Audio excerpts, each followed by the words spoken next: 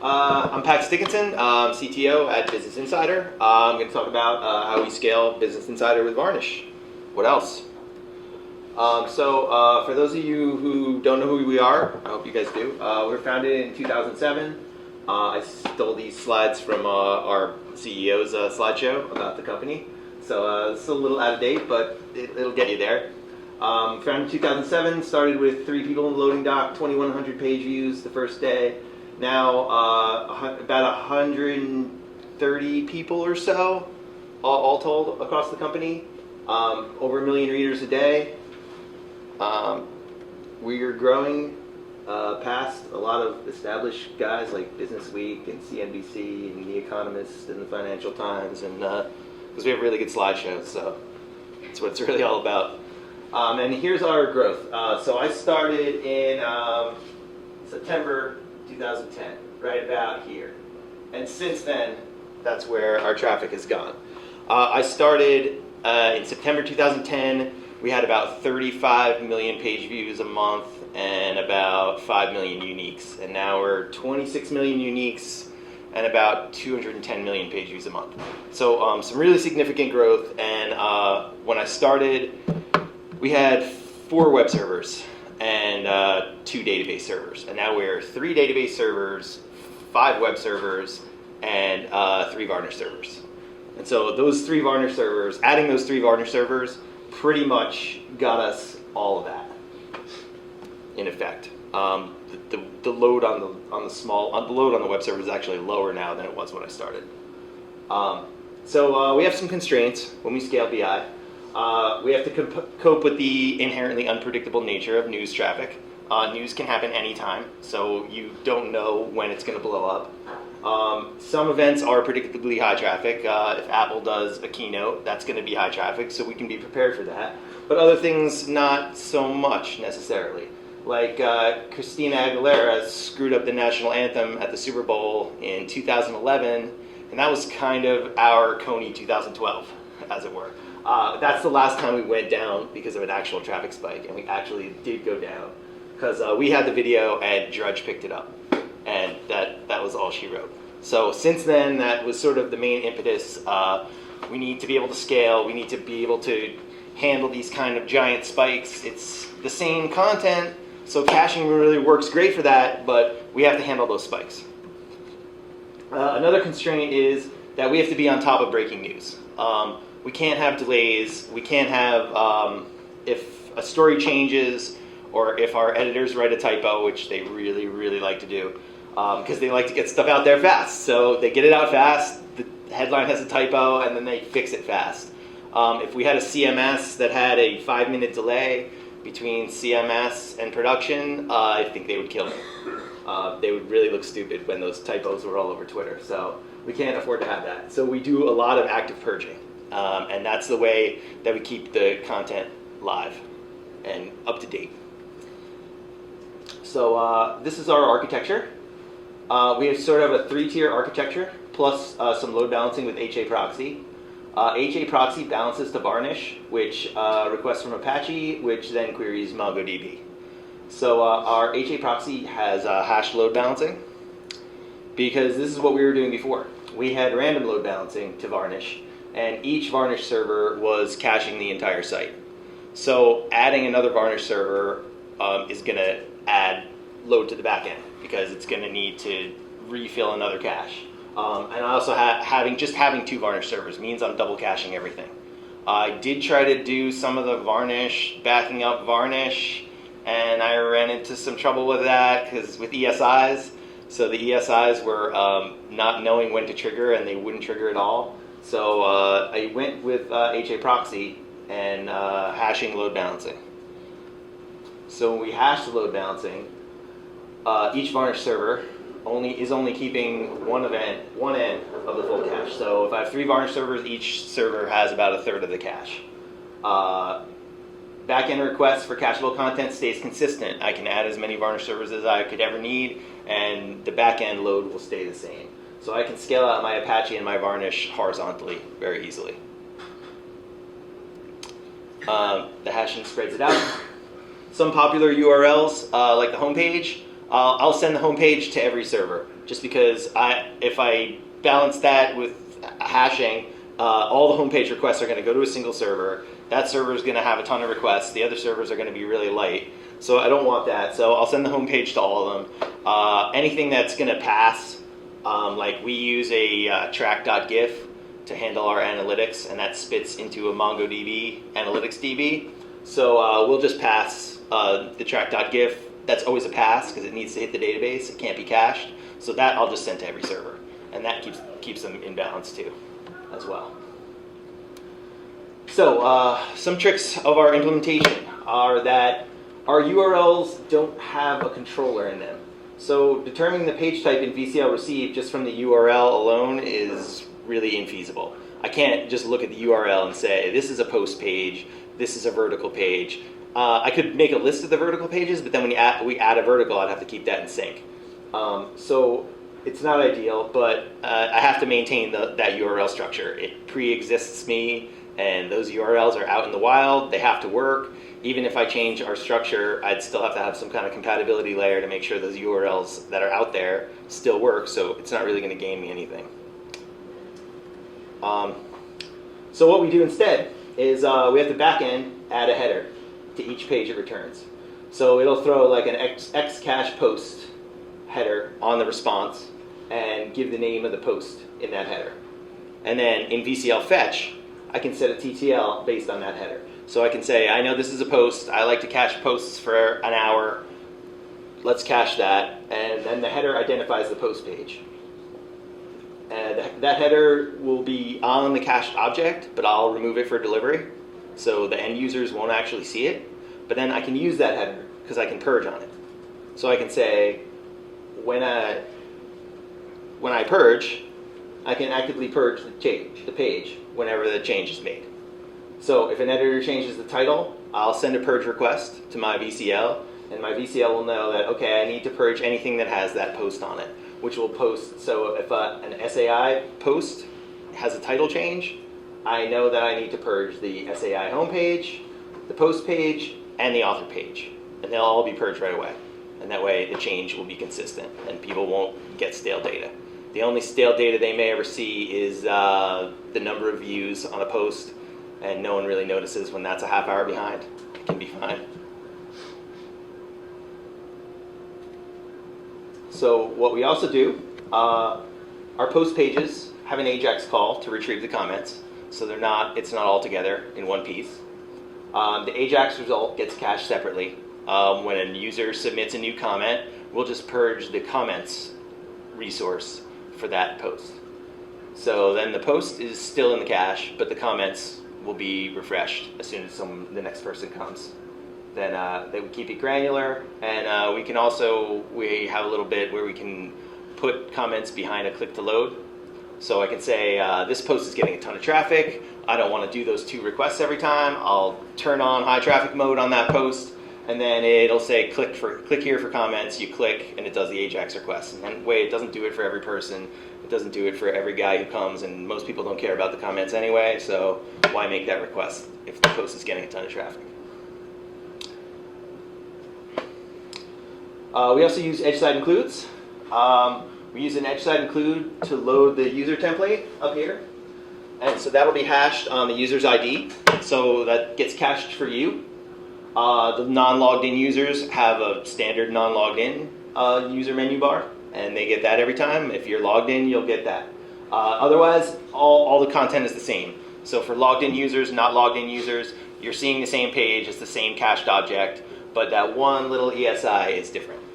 And you can log in right in there. So anything we need to do that sets a user cookie or does anything specific with the user, we'll put some JavaScript in that ESI and have that JavaScript fire after the page is built, and then it can do whatever it needs to do, and that'll be like per user specific. And we can still cache the whole page for everyone. We also use edge side includes for some of our trending content, so we can keep the TTL short. So that way I can cache a vertical page for a half hour, but I can have the most read refresh every 5 minutes, and that keeps it fresh, keeps it good. We do this, we're getting about a 92% hit rate. The hit rates were a little better before the URL hashing load balancing because we were getting fewer passes. So, but this is good because now I'm balancing. The hits are divided between the servers, but the things I'm passing are still random. So the hit rate goes down slightly, but in effect, it's still pretty good. The red is our hits, and the green is hits. The red is misses. So you can see we're getting a lot of hits there and not too many misses. Other neat stuff we do in VCL. We are on 2.15, so we're using GeoIP using inline C. We implemented Grace mode, we implemented Saint mode, I cache temporary redirects, 404s, we do device classification, not detection, classification. Right, I just changed that a little earlier this morning. We also cache some permanent redirects, like old vertical names. I'll just hard code them in Varnish. Why you can hit the back end for those. We do some proxy forwarding for some partner widgets. Chartbeat is the main one there. And we do URL and cookie normalization. A lot of this stuff, like, vmods exist for, but when I did them 2 years ago, there was no such thing. It was 2.15. It was like, oh, look at all these neat things everyone's done. So let me put all of them in our VCL. So my VCL is about 1,500 lines, which I thought was a lot, but I guess it's not that many. Fastly has people using a lot more, so I don't feel so bad about it. I kind of raced through this, so anybody questions? I always have to put Jay-Z in my Varnish talks. It's like necessary. Sure. How do you handle SSL requests? Separate. The only SSL requests we really have are like logins and the user pages. I just don't even bother trying to cache those. I could put an SSL gateway on the load balancer and all that, and I've thought about it. Probably one day we'll do that. Right now we just don't even cache any of that stuff. So do you end up having to duplicate some of the logic to decide which is a pass or a hit or look up between HA proxy and VCL? No, my HA proxy is pretty, it's kind of just looking at, there's certain URLs, I guess there is kind of some duplication because like I'm telling HA proxy to use a different backend, a different logical backend. It's all the same servers in the pool, but HA proxy has 3 different backends configured. One of them is for actually the hashing backend, and the other one is a completely random. And so the one that goes to random, some of that stuff is going to be passed. So I have to detect it in HA proxy to send it to the random load balancer, and then I detect it again in Varnish to pass it. I could probably do some other stuff, but it doesn't really make sense. I could add a header in HA proxy, I guess, but I don't think it's really necessary. So, Sure. The clients terminated HA proxy then, or they terminated Varnish? They terminated Varnish. Oh, they Yeah, terminated Varnish. yeah, Okay. right. So HA proxy is kind of like a layer 4 load balancer? No, actually, it's layer 7 because it's URL. It's URL hashing. So yeah, they are terminating at HA proxy, and then I'm forwarding over to Varnish, and then I'm forwarding down to Apache, and then Apache's pulling from Mongo. It's a layer cake, but it works. Sure. Just curious, how do you deal with like origin spikes when there's an issue with Varnish with such a small origin footprint? What do you mean? You gotta respect your cache for whatever reason, or Usually just do it at night. Luckily haven't had to ever restart my cache like during like really high volume. Our volume tends to be during the day. If we look at our traffic charts, actually I could pull one up right here. Couldn't I?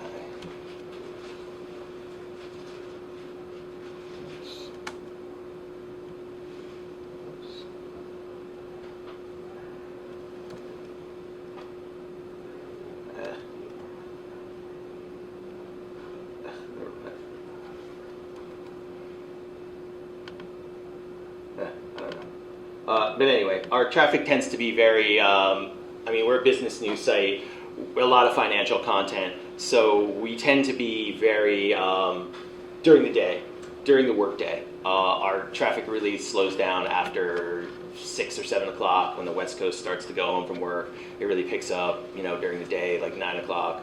It's a very clear, this is the work day. A holiday weekend, like Monday, very little traffic, comparatively. We'll see on Chartbeat, we may see 25,000 concurrent users during the day, and then it gets down to about 10,000 at night. Our peak was 39,000 on Chartbeat for a long time, and then the Boston bombing bumped that up to 55,000 concurrent users, which I never even thought we could actually scale to that, and we got through fine. Some of the Varnish, I think the Varnish servers had a load average of about 8, and they're 4 CPU boxes, so they were really straining at the load, but we got through it. We didn't lose any hits. Everyone was happy. I looked like a hero. It's all thanks to Varnish. Actually, the load average is badly misleading for something like Varnish. Yeah. It doesn't tell you what your CPU is actually doing. Right. It only tells you how many processes are ready to run, not all the time they will run. Okay. So interesting. I have a demo I do on FreeBSD sometimes, where I get my laptop up to a load average of 350 with 50% idle CPU. Oh, okay. Interesting. Yeah. Load average is a bogus statistic these days. Cool. That's good to know. Yeah. You want to look at idle CPU. That's not okay. Okay. I'm not sure what our idle was at, but but we sailed right through that, and I mean from previous high of 39,000 concurrent to 55,000 was a big spike. The Chartbeat line was like straight up and down. So just to get through that, and as a news site, I mean, our writers are paid by page views. So, if the site's down and, their post is blowing up and then traffic takes the site down, I'm really the bad guy. And, I can't have that. They'll kill me for that. So, the news business is funny like that. It's really important to stay up, and just being able to do it, is a really big deal, and Varnish is really what helps me do it. Sure. I guess that post content is fronted by CDN. You're taking all the traffic. We use Edgecast as our CDN, and we only put just images, static stuff, JavaScript, CSS, just really static things are the only things that are in our CDN. So anything dynamic is totally, coming straight to us, and that's it. So yeah, we get all that traffic, and including the track.gif and all that stuff. We do real-time analytics, spitting into MongoDB, so that always has to be passed right all the way back through to the back end, and that's that's our bottleneck right now. Is probably our analytics. Our analytics Mongo will max out connections. Probably that's probably where our next bottleneck is. It's not in front end. It's not in serving content. It's in actually counting that content. We also use Google Analytics, and so we really use our internal just as a real time to be on top of it and as a check for Google Analytics. So we can look at both and say, okay, is Google Analytics broken? Is our internal analytics broken? We can compare the two and have a smell test. They never are the same, but the gap is consistent. GA is also an example. It's never really that. Yeah, right. It's never really totally, but you should see the same kind of gap between them. You should see them remain consistent. If the gap one day is 5% and then the next day it's 25%, something's wrong somewhere. Either your internal analytics aren't working or Google Analytics or something. So yeah. Can we talk more about the Mongo software? Yeah, no, I mean, it's just a matter of we have only 3 Varnish servers. We have 3 Mongo servers. One of them is a slave. That's it's the secondary for both primary servers. It's just for failover. We don't actually read from the slave. So we have a main server that has everything in it: the blog, gridfs file system for our images. Everything is in there. And then the other database is just to take writes, and that just has our analytics collections in it. And so because the patterns are different, we used to have them on the same server, but Mongo does server level locking. So if you're trying to write to the analytics collections, that'll lock the whole server. It's improving now where they're giving you more database level locking and soon to be collection level locking, but that wasn't there yet at the time. So we write all our stuff to our analytics database that takes a ton of writes, hardly any reads, combination of both, but mostly reads. Where are those writes being initiated from? From the Varnish boxes themselves, or No, from Apache. Those database writes all come from Apache, yeah. So our track.gif will go back and talk to Apache, and then Apache launches PHP, and PHP talks to Mongo, and then Mongo. no Varnish log, Varnish has- No, none of that going back to Mongo. Nope. Wouldn't that be part of what they think is interesting? Yeah. But we want to track like our internal analytics are really for the editors.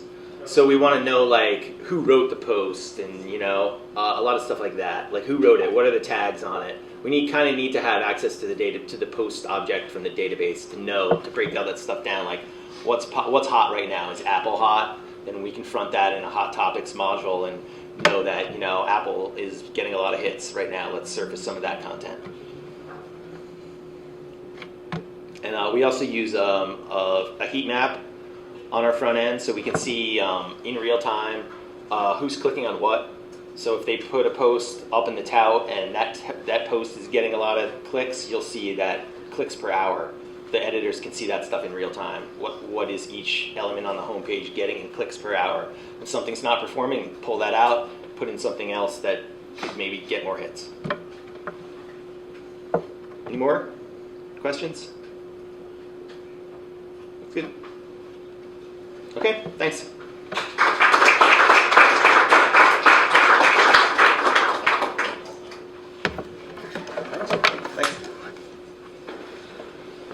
Thank you very much.